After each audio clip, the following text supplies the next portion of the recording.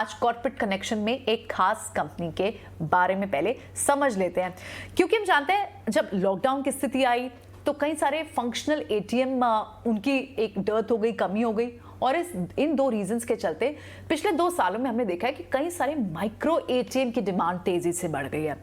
इसके अलावा हमने जो इस पेंडेमिक के शुरुआत से अब तक पॉइंट ऑफ सेल मशीन की भी संख्या, उसमें भी लगभग 3 टाइम्स एक सर्ज देखा है। ऐसे में एक खास कंपनी जिसकी हम चर्चा कर रहे हैं, फिनो पेमेंट बैंक, आज फोकस में।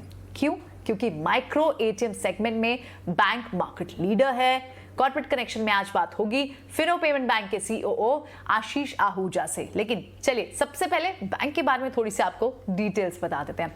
सो फिनो पेमेंट बैंक 2017 से इस कंपनी की शुरुआत हुई और ये कंपनी डिजिटल फाइनेंशियल प्रोडक्ट्स में डील करती है।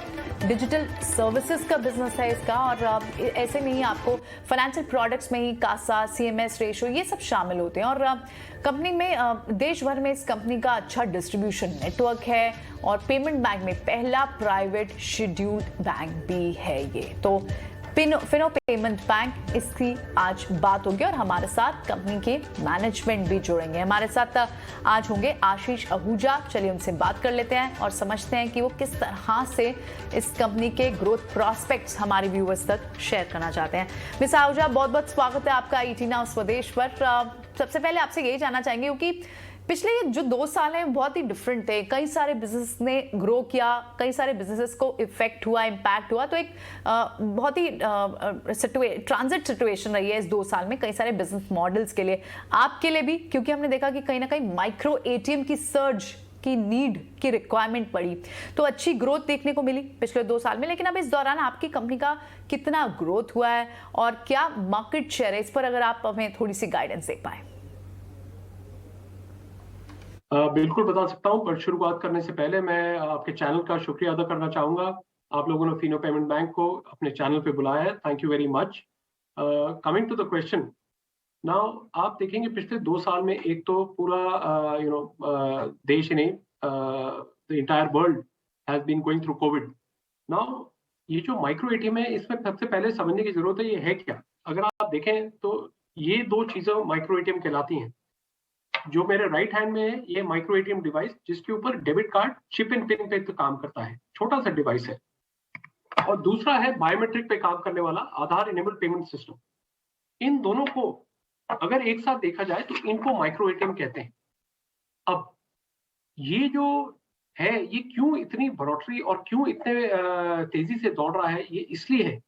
अगर आप देखें एटीएम एज ए इंडस्ट्री आज की डेट में स्टैग्नेंट खड़ी है, एटीएम लग नहीं रहे, और पर हर जगह जो कैश की रिक्वायरमेंट है उसको फुलफिल करने के लिए ये 2 एक बहुत इंपॉर्टेंट जरिए बन गए हैं, आसान जरिए हैं। आप अपना डेबिट कार्ड यूज कर सकते हैं, आप अपना बायोमेट्रिक्स यूज कर सकते हैं, तो इसलिए बहुत ही सरल और आसान तरीके हैं। सेकेंडली, ये कहाँ मिलते हैं?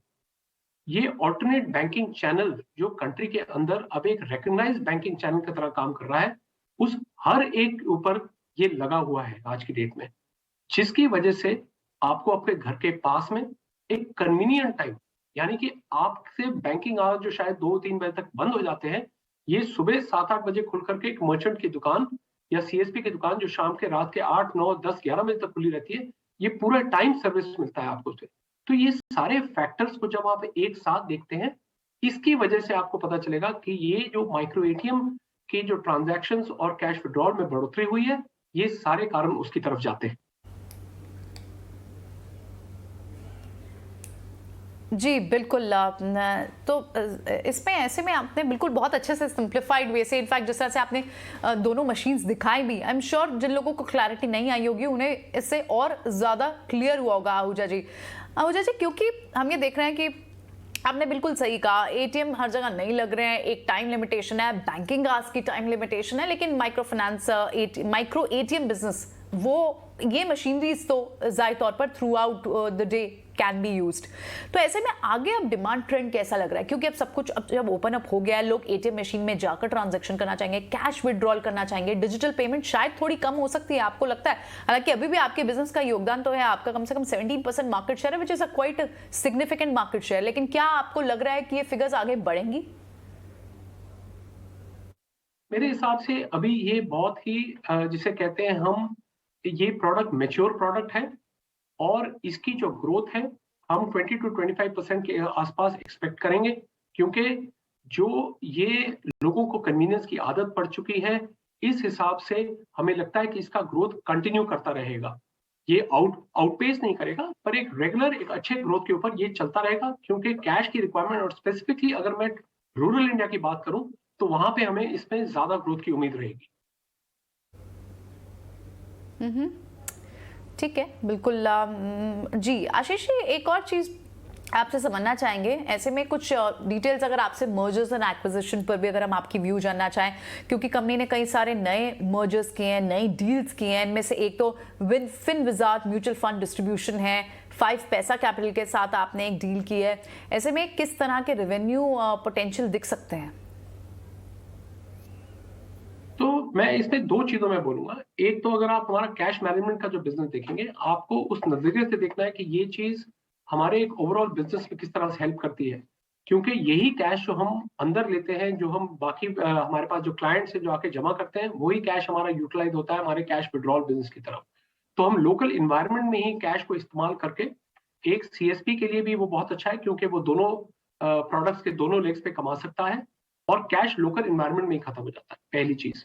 दूसरी चीज, जो आप हमारे नए प्रोडक्ट टाइप्स के बारे में बात कर रहे हैं, चाहे वो म्यूचुअल फंड्स हो, चाहे वो डीमैट के हो, ये सारे के सारे हम रेफरल कैटेगरी नीचे, या लेंडिंग जो हम कर रहे हैं रेफरल के बेसिस पे, ये सब हम देखते हैं इसको एक बिल्कुल नेट रेवेन्यू के हिसाब से, क्योंकि इसमें हमें ये देखना है कि कस्टमर की स्टिकीनेस जो है, कस्टमर हमारे पॉइंट को एक फुल बैंकिंग पॉइंट की तरह समझे, उसको हर तरह की वहां पे सेवा मिले, और हमें जो इनिशियल हमारे को जो पायलट्स हम कर रहे हैं, उससे हमारी जो समझ है, हमारे को लगता है कि ये बहुत एक प्रोडक्ट हमारे लिए स्टिकीनेस और साथ ही साथ नेट रेवेन्यू के ग्रोथ के लिए हमारे लिए एक अच्छा प्रोडक्ट रहेगा। ऑलराइट, साथ ही एक और चीज़, इंटरेस्टिंग पॉइंट्स आपने ब्रॉटअप किया है यहाँ पर, लेकिन इन मर्जर के बाद अब कौन से एरिया से, क्योंकि आई एम श्योर कुछ और डेटा पॉइंट्स आप अगर शेयर कर पाए हमारे व्यूअर्स के साथ, तो will be able to understand कि कहाँ किन सेक्टर्स से ज़्यादा फाइनेंशियल सर्विसेज की मांग निकल कर आ रही है, अगर, और साथ ही आप अपनी डिजिटल स्ट्रैटेजी भी हमारे व्यूअर्स के साथ अगर शेयर कर पाए। देखिए, फाइनेंशियल सर्विसेज में अगर आप ट्रैक्शन देखेंगे, तो हम अपने जिस तरह हम 94% मोटा मोटा डिस्ट्रिक्ट, 92% पिन कोड्स में जो हम देश के अंदर फैले हुए हैं तीनों, और डीपर जा रहे हैं, हमारे को लगता है कि सबसे बड़ा जो हुक प्रोडक्ट जो कस्टमर को चाहिए होता है, वो है कासा, यानी कि अकाउंट ओपनिंग। उसके ऊपर हमारा बहुत ज्यादा तवज्जो है। हम अपने अकाउंट को रिवैम्प करते रहते हैं, नए नए फीचर्स लाते रहते हैं। हमने अभी अपना डिजिटल मोबाइल बैंकिंग एप्लीकेशन जो बीपे था, उसको रीनेम किया, उसको पूरा का पूरा नया बनाया है फिनो पे के तौर पे, और उसके अंदर नए नए फीचर्स लेके आ रहे हैं, ताकि हमारे कस्टमर्स जब ट्रांजैक्शन खुद करना चाहें, उनकी वो सारी की सारी जो सुविधाएं हमारे मर्चेंट पॉइंट पे मिलती हैं, वही उनको एक हमारी एप्लीकेशन के ऊपर भी मुहैया किया जाए, ताकि उनको कहीं और देखने की जरूरत ना पड़े, उनको कहीं और जाने की जरूरत ना पड़े उस चीज के लिए। तो इसलिए फिनो की जो नेक्स्ट अवतार है, उस पे आप देखेंगे कि हमारा बहुत ज्यादा जोर डिजिटल फिनो की तरफ रहेगा, और हमने अपने pilots on UPI, on QR code शुरू किए हुए हैं।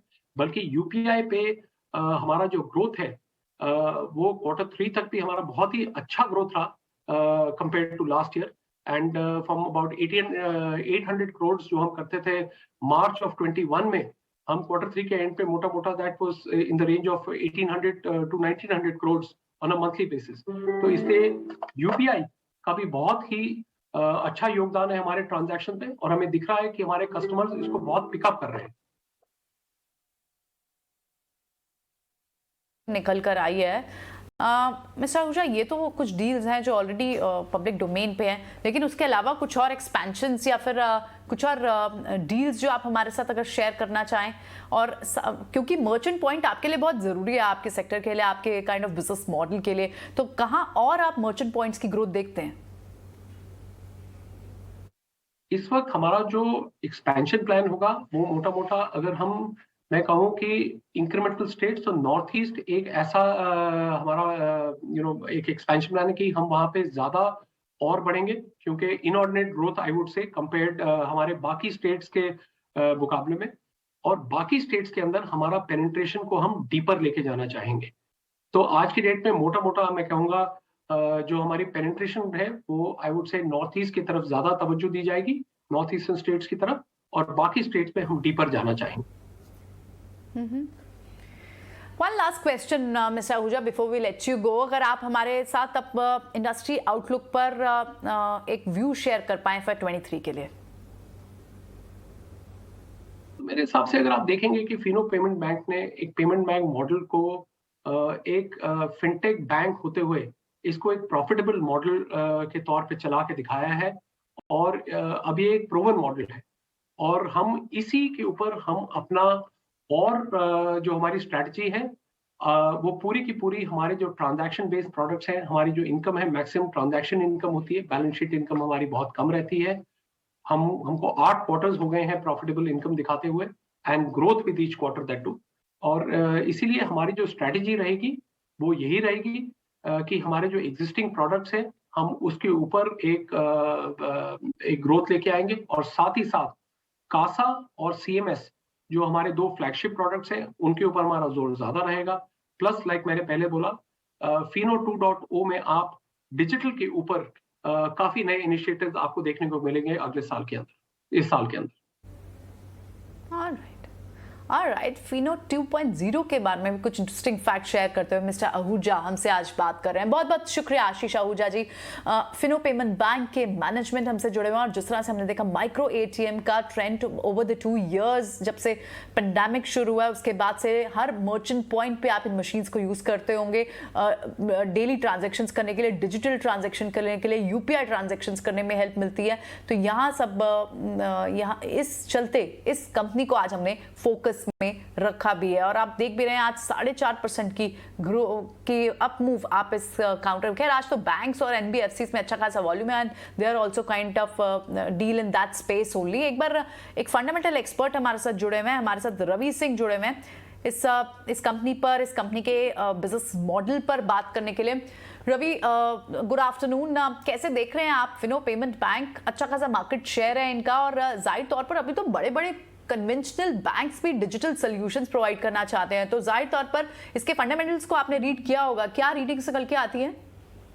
जी बिल्कुल, आपने सही कहा, और इनफैक्ट आपने तो इन्वेस्टर के पॉइंट ऑफ व्यू से जो सवाल पूछे उससे काफी इजी हो गया लोगों को समझना कि इस कंपनी में ग्रोथ कितनी है। और अभी जिस तरीके से डिजिटल ट्रांजैक्शन या फिर जो इनका नेटवर्क है जो 90% डिस्ट्रिक्ट को कवर करते हैं, और ग्रोथ प्रोस्पेक्ट से देखें जो इंडस्ट्री की ग्रोथ है वो 20 से 25% की जो एक एक्सपेक्टेड ग्रोथ है वो देखने को मिलेगी। तो यहाँ पर स्टॉक काफी अट्रैक्शन लेवल पर है, और मुझे ऐसा लगता है कि आने वाले समय में अभी ये स्टॉक जो है वो 380 रुपए तक के टारगेट अचीव करता हुआ नजर आ सकता है आने वाले 6 से 8 महीने में। और जो अभी इन्वेस्टर के पास एक मौका है जो स्मॉल कैप और मिड कैप के शेयरों में निवेश करते हैं, 2,500 करोड़ का मार्केट कैप है, पी जो है वो करीब 102 का है, तो इस टाइप के स्टॉक्स जो आपको कॉन्फिडेंस भी दें, अच्छे रिटर्न भी दें, उसमें ये स्टॉक शामिल होता है। फंडामेंटल पॉइंट ऑफ व्यू से स्ट्रक्चरली अगर समझे तो एफआईआईज का निवेश करीब 11% है, म्यूचुअल फंड को भी काफी अट्रैक्शन मिलता है, इस पे 7% का म्यूचुअल फंड का निवेश है, तो इन्वेस्टर के लिए एक सेफ्टी भी यहाँ पर मिलती है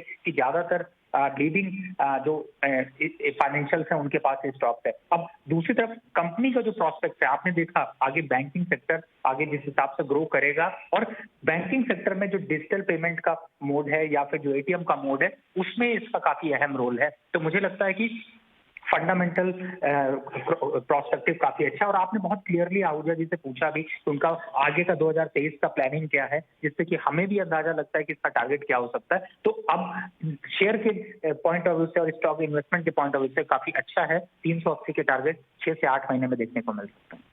180 के टारगेट्स के लिए आप फिनो पेमेंट में एक इन्वेस्टमेंट डिसीजन ले सकते हैं, पोजीशन ले सकते हैं। 6 से 8 महीने आपका टाइम होराइजन होना चाहिए। कंपनी के मैनेजमेंट से हमारी कोशिश यही रहती है 18 आवर्स प्रदेश पर कि आपको एक क्लैरिटी मिल पाए उनके बिजनेस मॉडल के बारे में, उनके एक्सपेंशन प्लान्स के बारे में, ताकि आपको पता चले कि फंडामेंटली कितनी स्ट्रॉन्ग कंपनी है, और टारगेट्स आपको हमारे एक्सपर्ट दे भी रहे हैं। रवि, बहुत बहुत शुक्रिया आज समय देने के लिए, और इस पर एक फंडा चेक देने के लिए स्टॉक पर बहुत बहुत शुक्रिया आपका। चलिए कुछ और अब न्यूज पर भी नजर आ लेते हैं। इनफैक्ट ये देख लेते हैं कि आज कौन सी इंपॉर्टेंट ब्रोकरेज रिपोर्ट्स भी आई